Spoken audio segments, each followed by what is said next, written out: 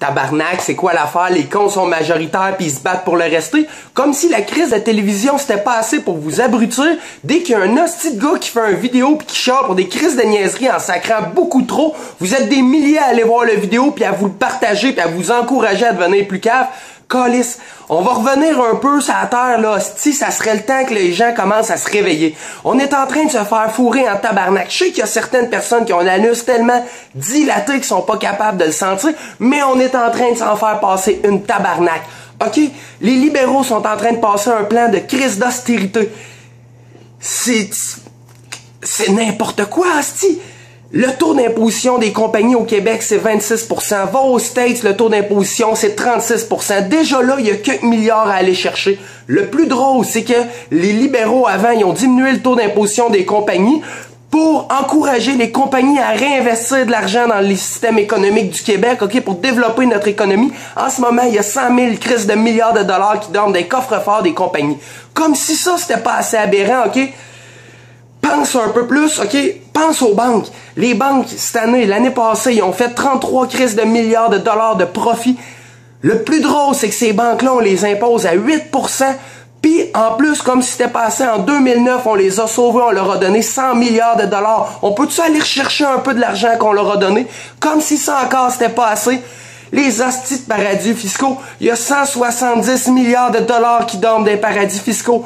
Pendant ce temps-là, les libéraux préfèrent fourrer la crise de classe moyenne puis la population au grand complet au lieu d'aller chercher de l'argent des entreprises, des banques puis des paradis fiscaux. Puis pendant ce temps-là, l'hostie de gang de la classe moyenne, elle préfère aller voir des hosties de vidéos caves sur YouTube de gars qui sacent beaucoup trop. En terminant, une chose qui est même pas véhiculée dans un grand média, mais qui est vraie, faut aller à l'école pour l'apprendre, faut faire un cours d'économie. Calice, tout le monde travaille pour gagner de l'argent. Mais calice, personne sait c'est qui crée l'argent. Ça, c'est la première chose à se demander. Je travaille pour gagner de l'argent. Pourquoi je travaille? Gagner de l'argent. Qui crée l'argent? Ça, c'est évident. La majorité du monde pense que c'est le gouvernement qui crée l'argent. Mais calice, penses-tu que le gouvernement serait endetté si le gouvernement créait l'argent? Tabarnak, 96% de l'argent qui est créé au Canada n'a pas été créé par le gouvernement.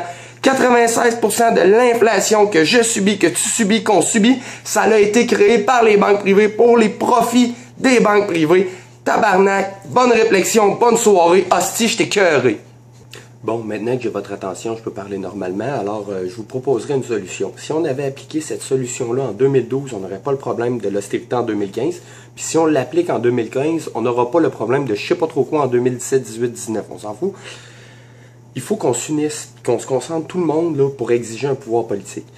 Moi, je proposerais un système politique qui ressemble un peu plus à la Suisse. Là-bas, s'il y a une pétition qui est signée par 10% de la population, les politiciens sont obligés de faire un référendum d'initiative populaire pour sonder toute la population. Et si c'est voté à 50% plus 1, ben, les politiciens sont obligés de respecter la volonté du peuple. Respecter la volonté du peuple, c'est pas la démocratie, ça? Ah oui, c'est vrai, mais bon. Puis aussi, il ne faut pas voir ça juste comme un moyen réactif à l'austérité ou à d'autres problèmes causés par les politiciens. Il faut aussi voir ça comme un moyen actif ou proactif pour changer notre société. Par exemple, on pourrait exiger que les compagnies privées paient plus d'impôts. On pourrait exiger que les banques privées soient plus imposées ou même nationalisées. Ça, c'est une autre discussion. On pourrait exiger que le gouvernement aille chercher de l'argent dans les paradis fiscaux. Alors, si vous aimez mes réflexions, je vous invite à me joindre sur Nadeau en politique, sur Facebook ou sur le Parti des citoyens démocratiques. Alors, je m'appelle Raphaël Nadeau pour vous servir.